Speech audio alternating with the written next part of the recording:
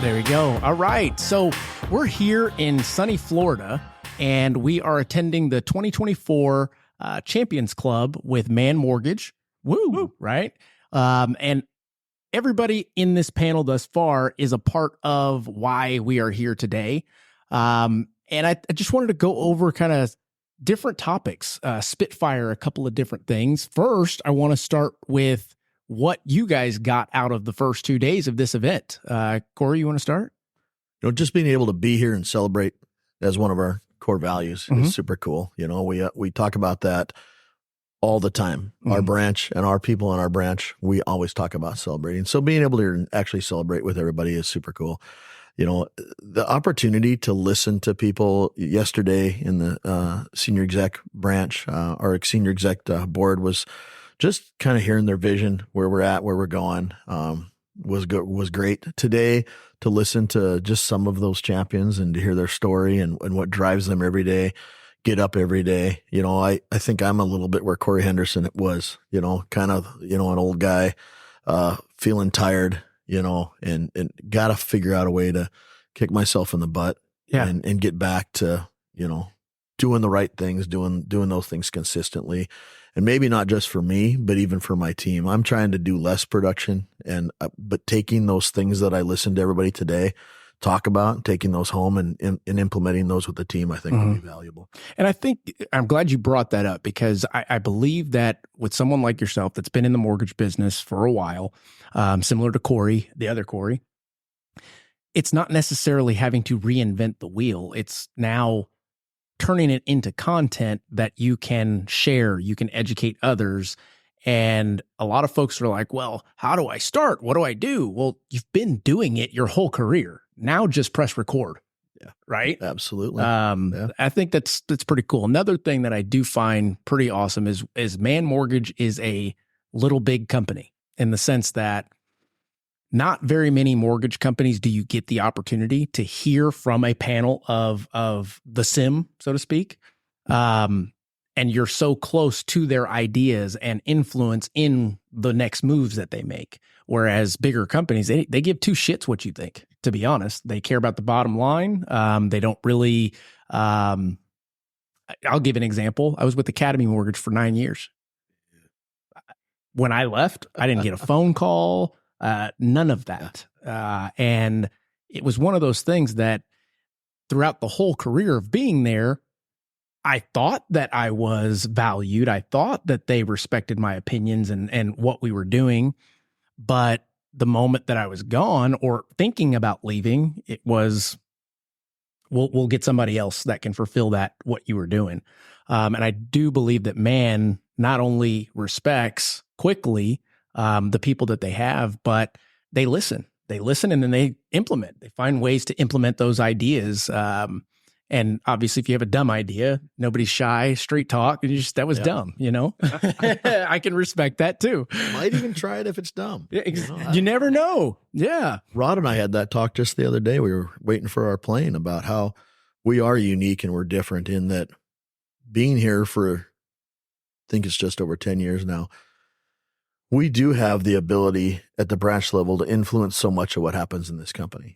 We're not a company where somebody decides something at the top and then they just push it down. We were joking about, years ago at a marketing or at a manager's meeting, one of the marketing people back then who's no longer here said, hey, we're going to change the logo. Something as simple as that had been talked about at the Senior Exec, but never talked to a branch, never talked to branch managers.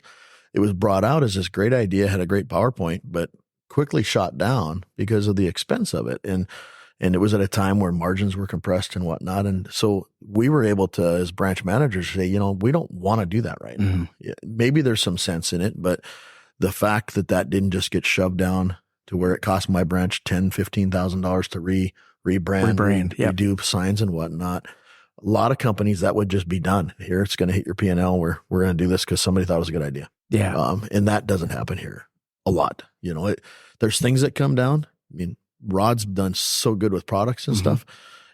He's done a great job. And it's just, here, go try this, go do this, go do that. Man, I work for every branch. Doesn't have to work for every branch. Right. Here. Right.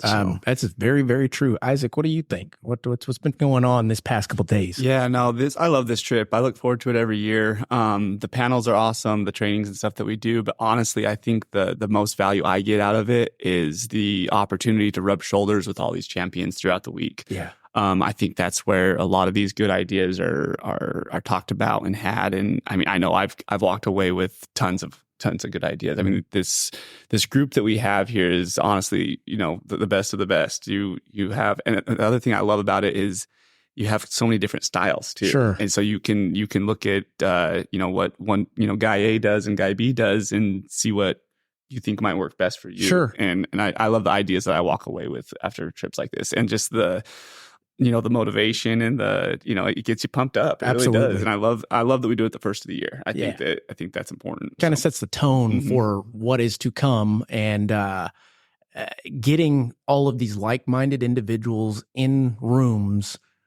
it just breeds more ideas, like you were saying, but more so, this isn't a room that just shares ideas. It's a room of people that take those ideas and actually implement them. You can, going to, let's say, all of these realtors, lenders, they go to these motivational talks or these seminars. And I think the statistic is like 99% of the people, they leave there happy, but they don't ever do anything about it. So hence they then go to the next one and the next one, and all they're doing is motivating themselves temporarily, when the concept is go apply this shit. Like, go use it, go fail forward many times. Motivation is nothing if you don't have discipline. That's very true. Yeah. But I think that it's cool to be able to leave something like this and then see Deborah Criddle doing podcasting, seeing different people, incorporating different stuff, like making the push for social media. Hey, we've got to jump on social media. Great. We leave here and nobody posts. Yeah. Whereas this group, we leave here and we're going to see some posts. We're going to see, hey, did it work? How does it work? Share your ideas, continue to share your ideas. And I think that's super cool. It takes a special group of individuals to be able to do that and work as a unit, in my opinion. So Rod, what you got in 2024 coming up, man? We got a lot coming in 2024. So you got that 1-900 number voice. Heck yeah. Come on down. How much per minute do I got to pay you for this? All of it.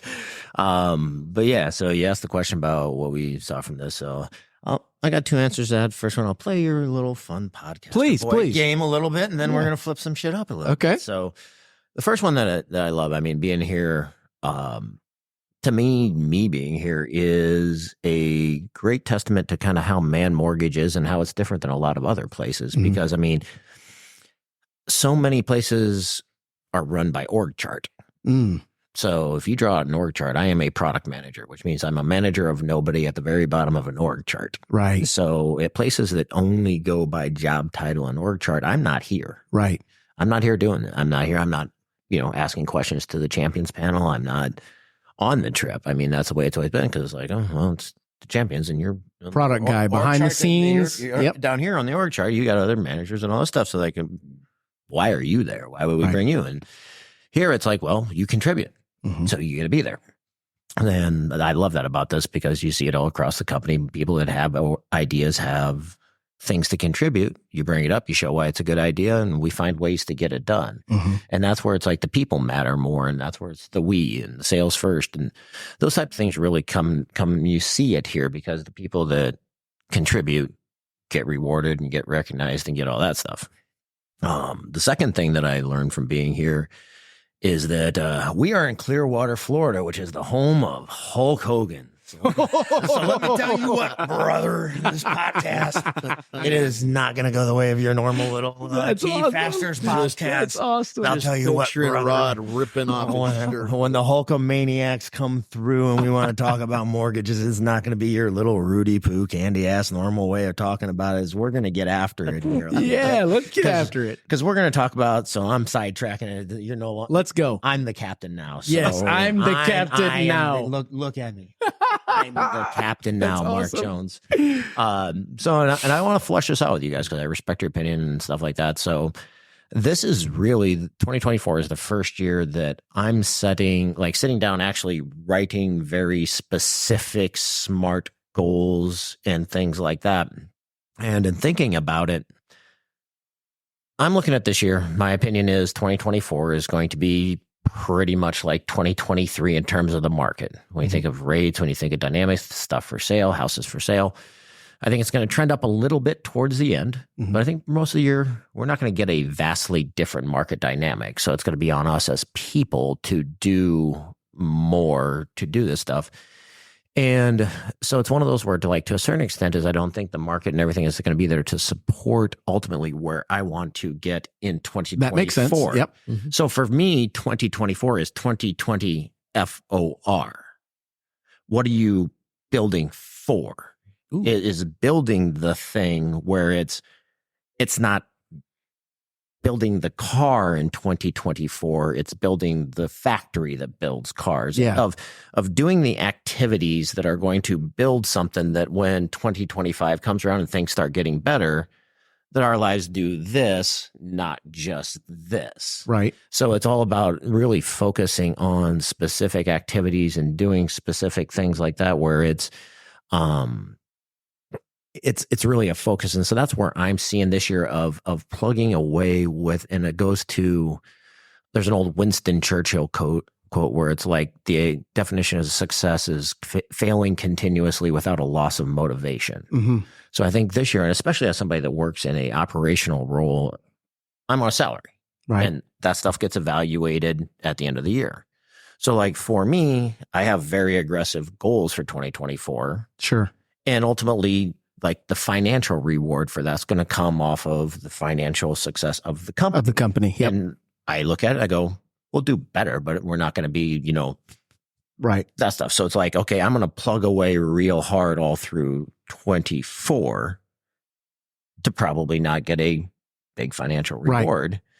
But it's setting up those things of doing these actions so that when 2025 comes around, which then in 2025, I'm going to have to plug away again, so that at the end of it, it's payday. So it's one of those where for me, it's about, coming in with the right attitude of 2 years of plugging away to get the reward. Then it's not just I did all the things I was supposed to do this week. I ate salads all week and I worked out twice and I didn't lose 40 pounds. Right.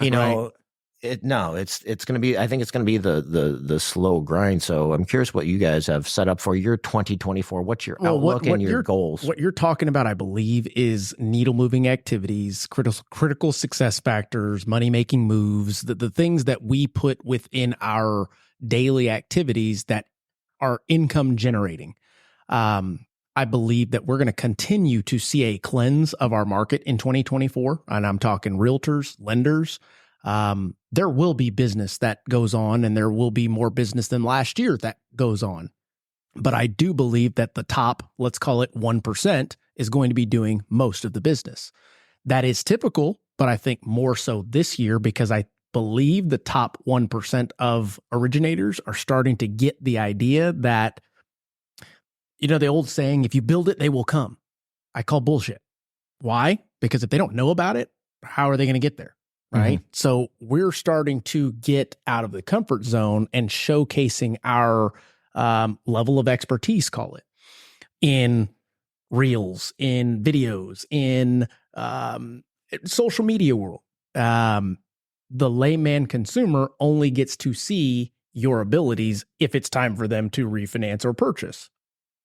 And if they never saw any of your content, well, then you're based on that referral's based on, is the realtor going to send it to me? Whereas I believe we have a very strong opportunity to attract more business personally than we've ever had realtors send to us. Why? Because realtors aren't getting as much business as they used to either. In addition, consumers are getting wiser. Oddly, we keep talking about Gen Z and Gen X or whoever the heck, the next generation that are lazy and on their mom's couch, blah, blah, blah. That's not all the way true. They know how to use their smartphone to find what they're looking for. and the information that they're looking for is out there. So it's like they are getting pre-qualified. I've had more people in the last 2 years come to me first before the realtor than ever before in my career. Mm-hmm. I think that's a message we just have to keep driving to. Yeah. And you wonder what's going to happen with this NAR lawsuit, the whole buyers thing. Is the buyer's agent going to kind of completely change?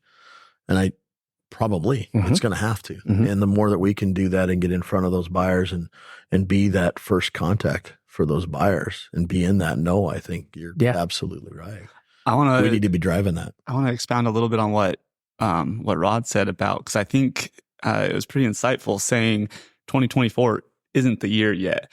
Because if you watch the media, listen to realtors, and I mean, everyone had such a hard year last year. They're ready for it, right? Yeah. They're ready for the year. Mm-hmm. They want it to be this year. So I think and I agree with Rod. I think it's going to be eye opening for a lot of people listening to this. And so I think with that comes the challenge of us as LOs of curbing expectations, right, and having those conversations. Because I mean, if you look at just at the end of last year when they the Fed just hinted at rates might come down next year, and the market did. There was a little bit of a dip there.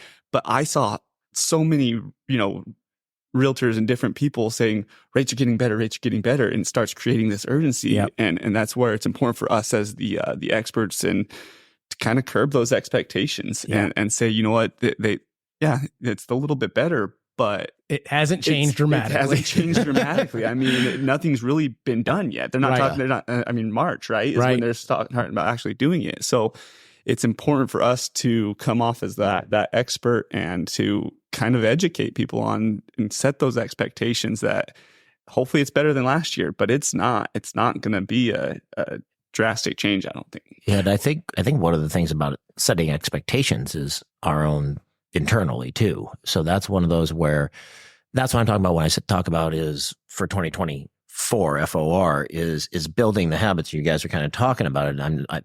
How I kind of see it, and I think what you're saying is where I'm getting at is you have to keep calling on those realtors, bringing the insight, bringing the content, bringing the knowledge, even though they're not sending you deals, is creating that habit where I'm calling this group of realtors to talk about what's going on and doing all this stuff every 3 Keeping weeks, them updated all year and next year, even if they don't send me a deal because other people aren't doing that. Right. And I think that's the big thing where it's like my goals for this year are more along the lines of creating those habits than get 1.2 loans per realtor. It's like, no, you got to, this is going to be the year where it's creating those habits. This is the year of farming, not hunting, of planting as many seeds as possible, but the land's free. So you get to keep building it so that once the crops start coming up, you have a bigger ranch. Yeah. And that's the analogy I keep using because I mean, frankly, if you're hungry, you can either plant crops or you can shoot animals. And we've shot all the animals the last couple of years, but this is one of those where it's like, okay, you can just keep planting. You're out there in the field with a hungry stomach, but keep planting. And then now you have a bigger field and you own more land what you sow. Once it comes through. And I think that's the big thing with that. So Corey, animals were harmed that in the t-shirt already copyrighted 2024. FOR. That's pretty smart. Still working on that one. So better get that in mind. License it to Simon Sinek. Because I mean, I think that's what it goes back to is getting back to your start why. with your why. This year is going to be a run with your why thing. I joke about that, but what a great piece of marketing for us to actually take that and use that. No, I agree 100%. And talk about that. You and I were having a conversation yesterday, and I think now is the best time within this platform to tell your story, because a lot of loan officers tend to rely on rates to eat.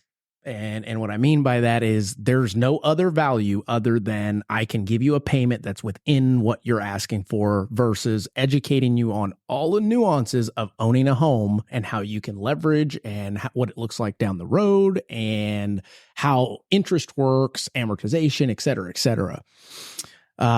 So there's a situation to where you're able to practice what you preach in a certain scenario. And recently you were able to do that. Can you tell us about that? Yeah.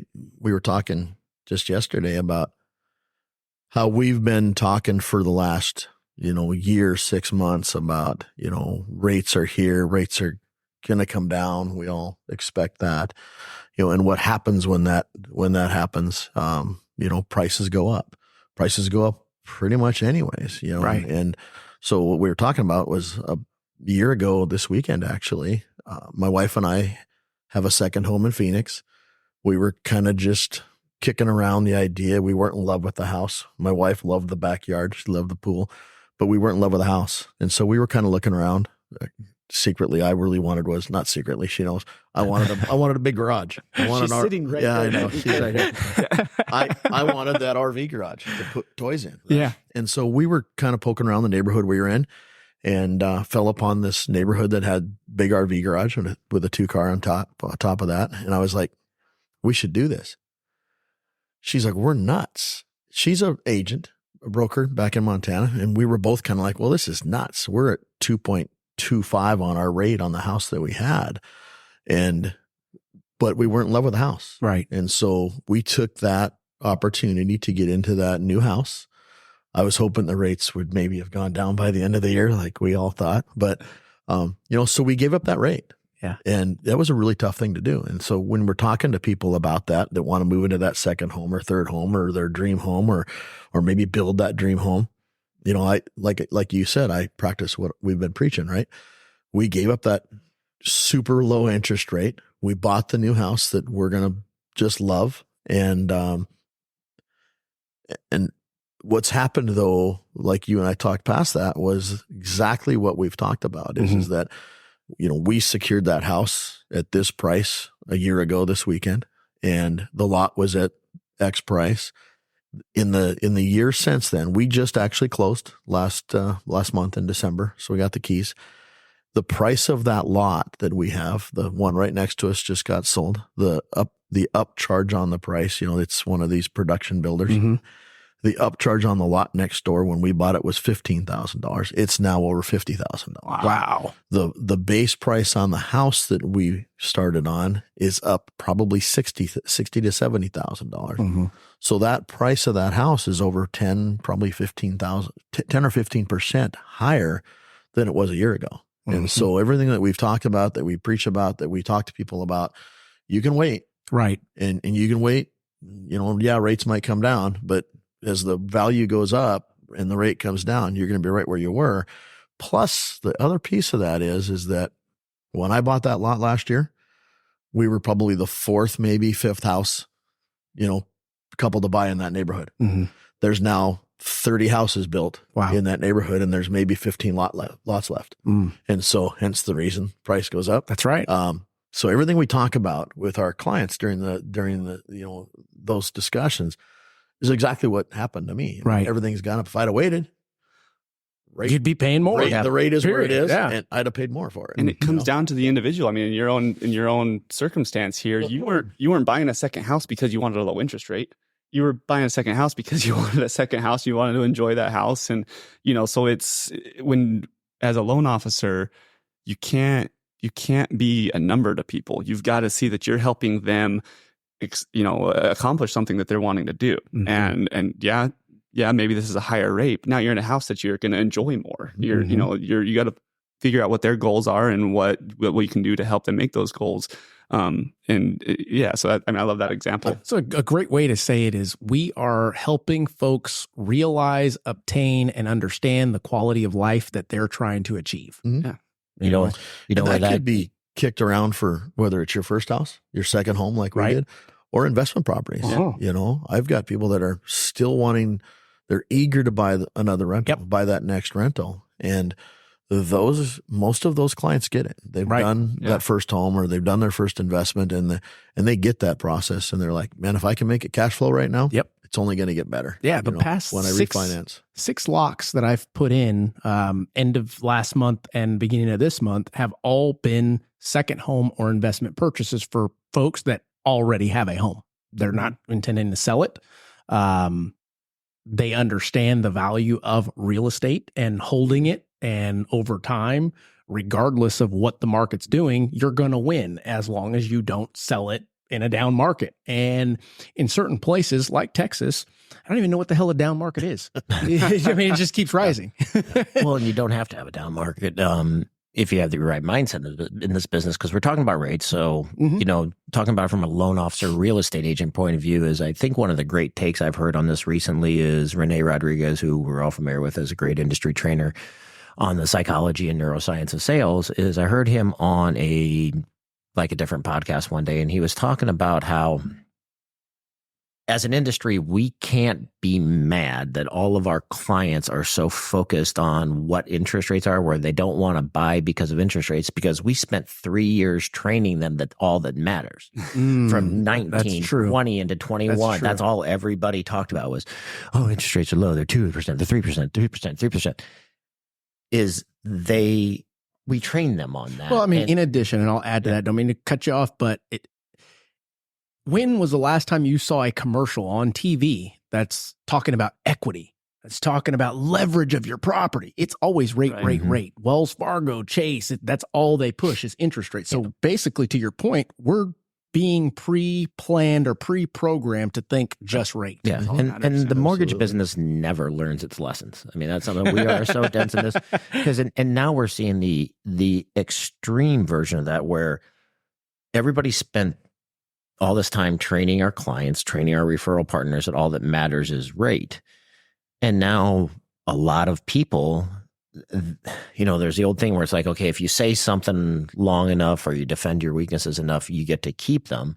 As now we have a ton of loan officers who that's all they think about. And now they're running, and you hear this, brokers are better. Brokers are better. Brokers are better. Why are brokers better? Lower rates. Okay, so you spent 20 years becoming an expert, a professional. You're a professional loan officer. You're an expert. I'm an expert. Who the hell spends 20 years becoming an expert with the goal of lowering your prices? Yeah, touche. Yeah. No, what other industry do you do that where it's like, it's the race to the bottom. I am the best lawyer in America, and I will defend you tooth and nail and save you from multi-million-dollar lawsuits.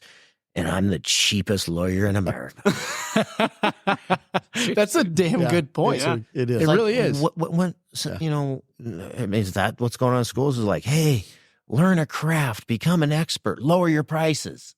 Yeah, you don't go to Neiman Marcus because they're affordable. Yeah. You go because they're the best. Because they're the best. That's right. Everything is that way. It's a home builder. It's whatever. You want the lowest bidder.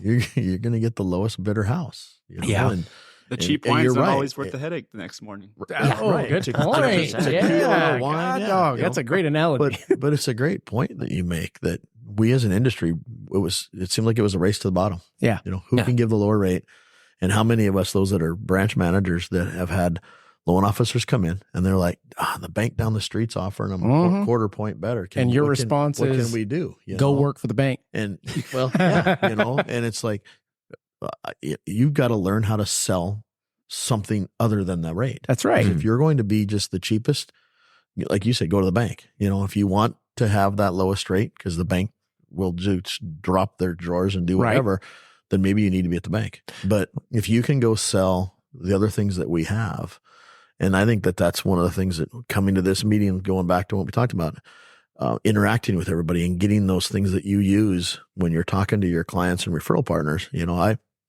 got a deal that we're closing tomorrow. Just got a message from the agent, wow, again, you guys knocked it out of the park. I had another loan with so-and-so and they're still trying to close it. They're on their third extension, and they see what we do, how well we do it, and the service that's there. And that's worth something. And I think Vicky said it earlier today, and it resonated with me because I'm a firm believer in what she mentioned. And it's not necessarily selling unless you think of it that way. It's now, in this day and age, educating. You've got to educate and find what channel or what outlet is going to be the best for your viewers, listeners, customer, clientele, whatever you want to call them, to receive that education. I think that the idea of selling something, this next generation, they don't want to be sold. They want to be educated. They want to know what they can do. every facet to it. Did I miss any options? Okay, am I making the smartest decision? Because let's face it, we want them to believe like we listen to our parents, but it's not until later in life that we actually really listen to our parents, right? Yeah. This generation, I could be speaking nonsense, but I just right. feel like they believe that they know more than their parents. And in some cases, they actually do, because they know where to get the information. They have quick access to it. And you don't have to go to school to learn what they're learning these days. It's all there. They're in tune with YouTube. Go ahead. Pocket. They just have all that in. That's correct. It's as soon as they have a question, they can get it answered. Yes. And it's not, I mean, Chat GPT, they know how to use it. So let's stop playing the smoke and mirrors and song and dance, and let's just give them what they want. Like, here you go. Let's go through the process with them and not shortchange our message. And I'll add to that too, though. That's why it's even more important to come across as the expert on it, because let's be honest, yeah, they have all that. They can go on their phone and get an answer. They can also get the wrong answer. Absolutely. You know, so it's very important to come across as an expert and show that value in that way. Yep. You know, I mean, to your point, instead of trying to combat them or overpower what they're already going to do, give them the cliff notes on where they need to go to find the right answers. And they'll go, well, wait a minute, you're sending me somewhere else? No, I mean, you're going to do it anyway. So why not go to a trusted resource? This is what I use as a lender. So you might as well use it. That's a great transition. I was about to transition it over to, okay, so delivering the education, 100% believe, and I believe that's what we want. So the question is how do you use that to drive sales into yourself? Personally, because I'm a nerd, like I'll give you one example that we're getting ready to roll out, which is LoanBot.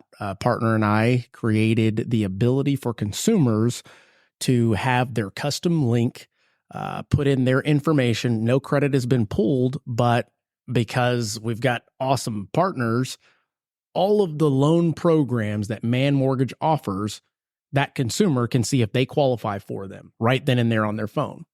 So me being the loan officer in this case scenario, I can see transparently what these consumers are saving to their dashboard. I can see what they're interested in. Oh, well, there's 3 bonds. There's a USDA loan in here, and it literally says I'm looking for the least amount of money down program. Wonder what I'm going to talk about in that phone call. You know what I'm saying? There's no guesswork. I don't have to ask too many questions to get to halfway into a presentation where it would take us 30 minutes. I just fast track that first 15 minutes, and now we can have a back end 15-minute conversation about different opportunities. Have you considered going multifamily, multiplex? Now you're an investor day one. It breeds those kinds of conversations that then intrigues more from them, when typically we've got to pry that stuff out of them because they're holding guard to it, I guess. How about you guys? No, it's interesting, your LoanBot, because how many times have we all sat down with somebody and half an hour into conversation, you figure out that, oh, maybe a duplex would be a good idea for these folks, you know, and I've done that with, I mean, how many times first time home buyers come in and they're like, you know what, I want to buy a house, I want to do this. And we've got them into a duplex option. It's like all of a sudden now they're, you know, a landlord. Important question to ask. Do you feel like you want to be a landlord at some point in your life? Because if you have no interest in doing that, then we'll bypass cross that off. Yeah. But I have so many young couples that I've helped over the years that are now on their 3rd or 4th rental, you know, and it was because that first time they came in to see me, they could afford a $90,000 condo. That's what they could do. And instead they were able to buy $190,000 or $200,000 duplex. Right. Sure. And it was a complete game changer for them. And so having something that can ask those questions, you know, do you have any interest in being I don't know if LoanBot asked that. Do you have any interest in being a landlord at some point in your life? You know, that's a good question. Yeah. A great line I'm using that I saw in a training that I put into my realtor presentations is, I heard it on a different training where the guy said, I don't know if this is for you, but do you know anybody interested in making money in real estate outside of their primary residence? And it's a great linguistic trick because I studied like things like neurolinguistic programming and things like that, because everybody's so pre-programmed to be like, okay, somebody's going to sell me something. Yes. So when you go actually the guard is up. So when you actually go, I don't this probably won't be for you. You actually go, oh, okay. And then you say something that obviously is for them. It sidetracks that wall of stuff. And it's one of those where it's like, it's asking for referrals, but it's also going to make them kind of think about it for themselves. So I thought that was a great line where and then it transitions into a lot of different things we can do as far as lending to help get people into second homes, investment properties, and things like that. But yeah, the education thing, and it also, what you're saying, Corey, reminded me of, I was on a training recently with a guy, Phil M. Jones, who wrote a book called Exactly What to Sell. And it was really, really good training. And he was preaching hard in there of something that I remember doing back when I was selling. His premise was, you never try to sell anybody anything until you can say, because you said this, and because you said this, and because you said this, I recommend this. So until you have 3 specific things that they said, you haven't built enough rapport with them to actually present an option. You haven't built up, you haven't got to know them well enough, you haven't asked enough questions, you haven't got to know them, and things like that, where it comes in. And I thought that was a great approach and a great thought process to it, is you have to have 3 things that they have said that you can reference before you ever pitch. That's exactly something that my branch manager, David Manskoik, always says is, nobody cares how much you know until they know how much you care. Yeah. And I've locked onto that. It's I believe that because of 2019, 2020, 2021, beginning of 2022, we as loan officers, and not just me, I'm talking everybody, because there was so much business. Capital W, capital We. Yeah, we shortchanged the high trust interview. You guys heard of high trust interview? That you're all I'm focused on. I'm asking you questions, and it's not to be intrusive, but I need to know these things before I give you any kind of recommendations, to your point.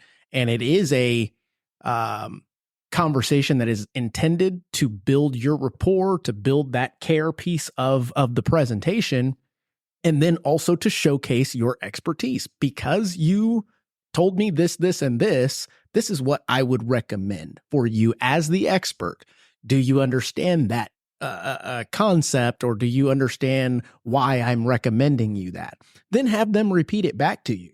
Now they just got value, and guess what? Everybody likes to feel smart, so they're going to leave, go to their friend's house, or go to the next party and regurgitate all the shit that you just told them because they want to feel smart. Yeah. Mark. Plus Give Mark's number. See what I'm saying? Plus they're selling themselves. Yeah. I mean, There you go. you are your own most trusted authority. Yes. Where it's like, so it's one of those where it's they're selling themselves because you're just saying what they've already told you, and it sticks with the principle of consistency. So one of the best books on selling ever is a book called Influence by Robert Cialdini, where he isolates the 6 most influential things on people, and one of them is consistency. And that's why when you go to buy a car, single car salesman does that little Foursquare thing where they sit down and they're going to ask you, oh, what do you want your payment to be? And then they're going to come back and be like, okay, well, I can get you that payment you want, Mark. It's just that, we're going to put it on a 4,000 month loan and at a good interest rate. And then, we got you into that payment. And you're like, well, I don't want to. You're not even thinking about the car anymore. I'm not going to have this car for 42 years. So why am I doing that? It's like, well, you said you wanted that payment. You said that if we could get you into that car for $540 a month, that you would want to. You said you liked the car. You said you just, and that's the thing is it's using the people's consistency, because you've already said something.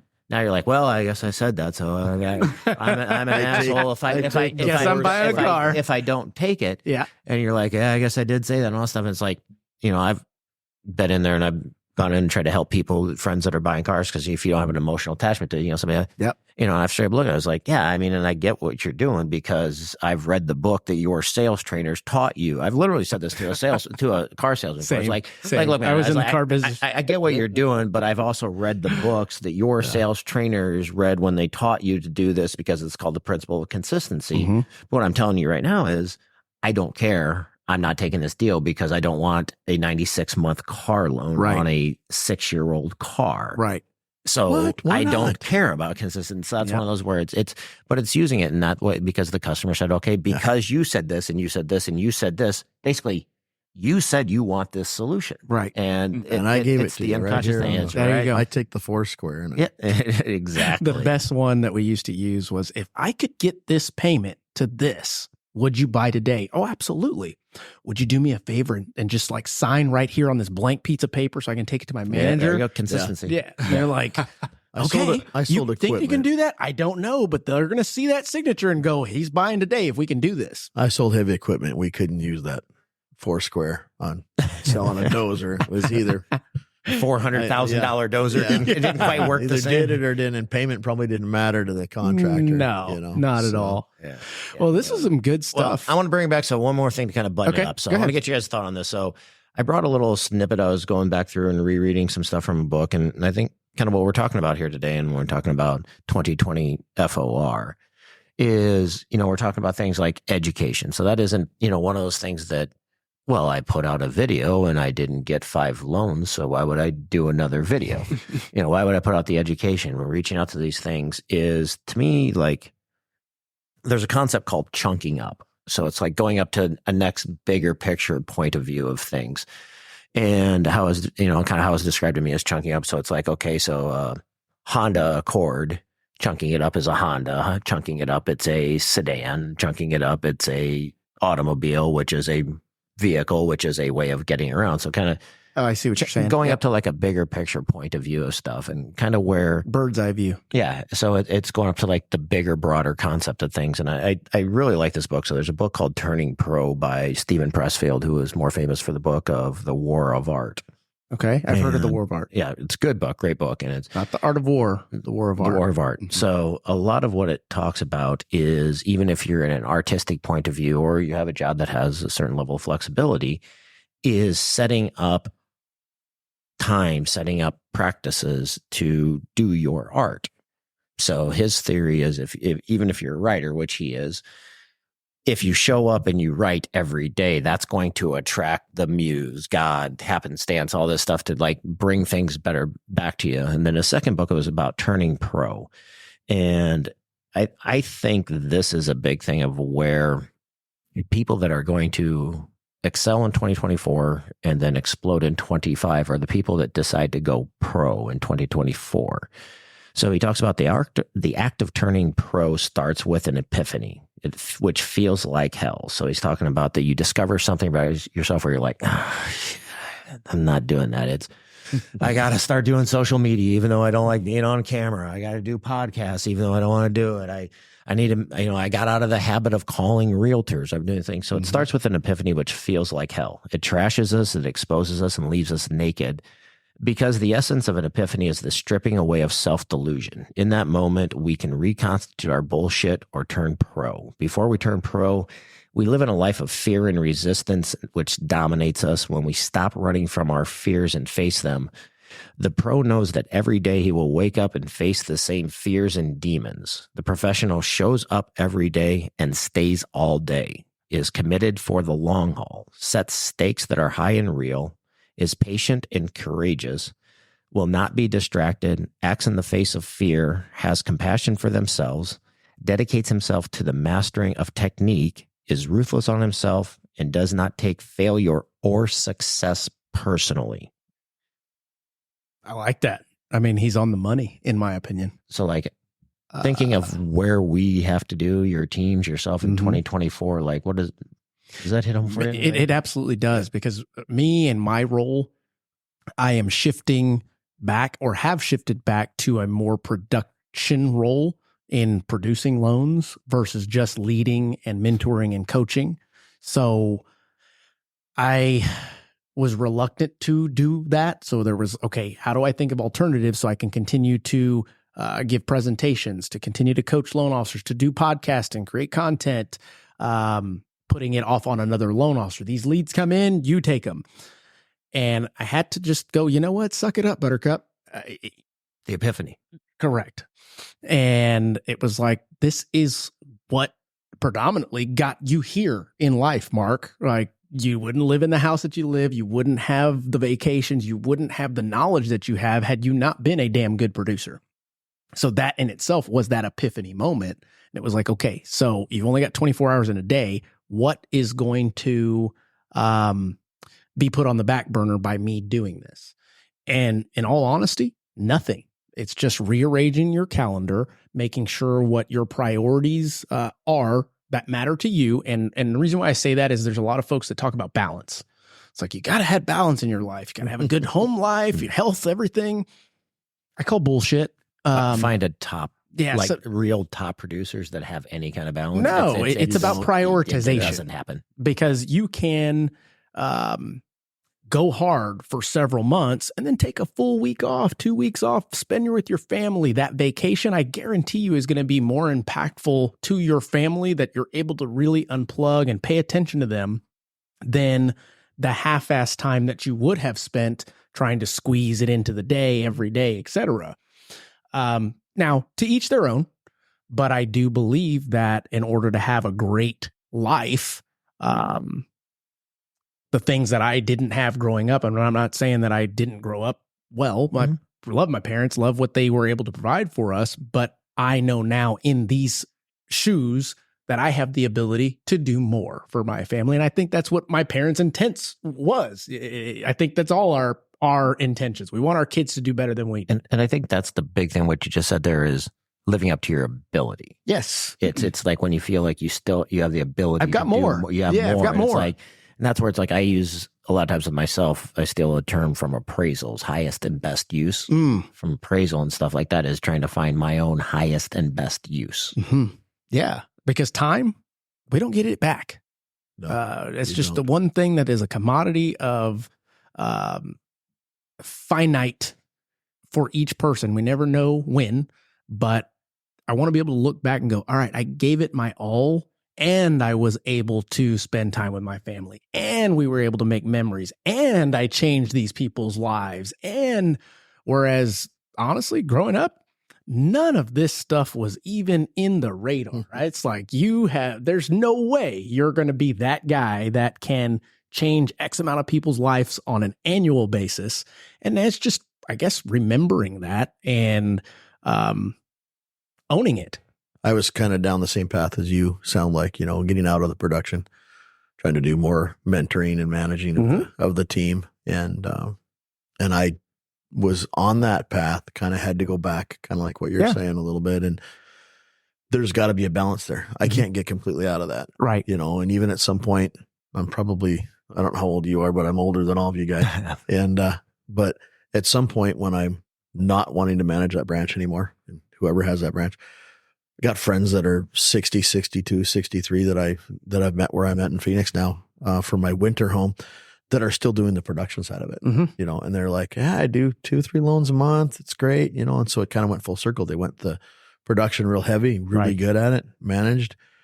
Some, like you said, really good at that part of it. Right.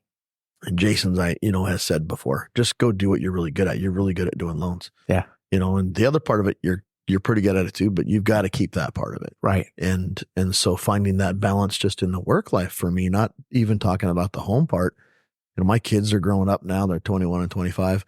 And you're right. Your time with them is short. You've got younger kids. And finding that balance. I love that you said trying to squeeze it in a 3-day weekend here with them and trying to squeeze that in doesn't work. No. And my wife would attest I loved it when she got her real estate license. She was a teacher for 25 years and she got her license.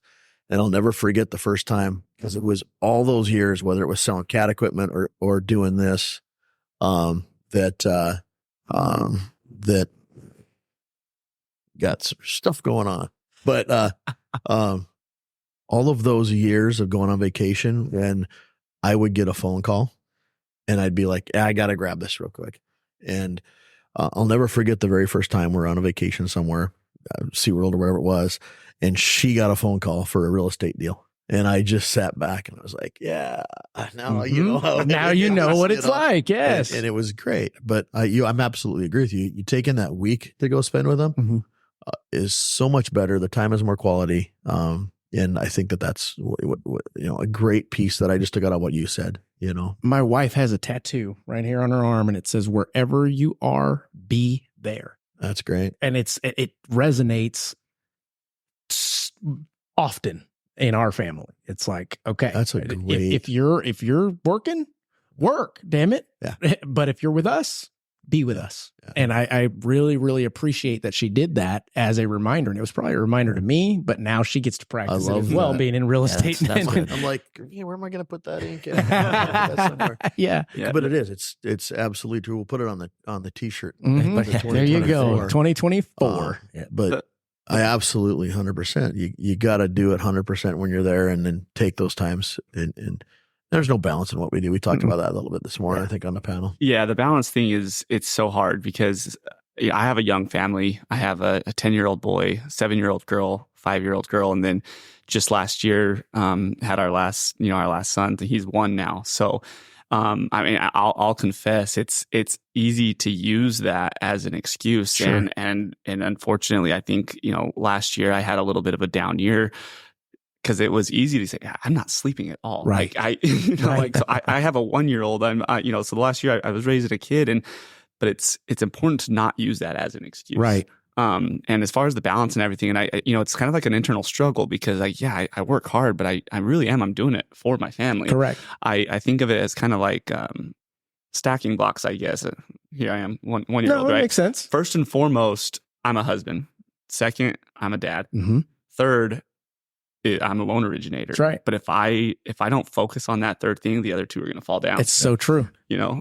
So that's why we do it, and it is hard. It's hard to balance it, and what's awesome is having a wife and a family that's supportive of it. Because if they weren't, it would make it even so much harder. I have to agree. Yeah. No, that's a big thing for sure. You say that makes me think of that old. I think it's on YouTube, a skit where it was the gentleman that wrote 7 Habits of Highly Effective People, where he talks about where he sets out and he'll have like a jar of sand, jar of small rocks, medium rocks, and then these big rocks, and he's got a giant cylinder, and he's like, okay, put them all in there. And what it comes down to, basically, the shorter lesson of it is you can't fit all of those in there. So he talks about put in the big rocks first. And that's one of those, and I think of that exercise where it's like, okay, don't. I love that. I've seen that. It's true. Pick those things, and what you talked about, it's like, okay, I got to be a father. I have to be a husband. But we have to have a house to live in. So work has to go in there too. That's and right. then you start putting in the small rocks. But I guess to kind of wrap it all up, that's one of those where it's like, is put those rocks in, but one of those rocks has to be wherever you are. Correct. Be here. Yeah. And I think that's that, great. yeah. And where we are is Clearwater, Florida, looking at the ocean. So I think The it's time sun's to poking out. So I for think the it's very time first to wrap So, up the Keyer Factor podcast. Yeah, with you know with what? the Rod takeover of the Keyer. I Factor. love it. Hulk What a Hogan damn is in the house. damn good host, Let's go man. get some lunch. I love the one thing on yours though is be a pro, and we didn't have time to get to it, but what is the one thing that you're going to do? Maybe we can get on sometime and do it, but what's the one thing you're going to do this year to be that pro? We can run a quick one. Yeah. You want to run through it real quick? What are you going to do to be a pro? So I have made a commitment, not a goal, not a plan. I have made a commitment to put out at least 986 pieces of original content. Mm-hmm. Good for you. What was the number? 986. Wow. I'm curious how you came up with that number.